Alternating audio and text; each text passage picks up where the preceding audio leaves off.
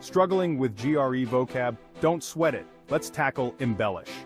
The word embellish means to add details, often to make something more attractive. Picture this.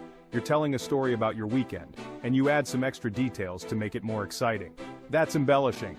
Now, why is embellish important for the GRE? Well, the GRE loves big, fancy words. Knowing words like embellish can help you understand reading passages and ace those tricky verbal questions. Let's look at 3 examples. First, she embellished her resume to make her qualifications stand out. Here it means adding details to make something look better. Second, the writer embellished the story with vivid descriptions. In this case, it's enhancing a narrative with extra details. And finally, he embellished his speech with quotes and anecdotes. This shows adding interesting elements to make the content engaging. So get comfy with embellish and similar words. They're your ticket to a higher GRE score.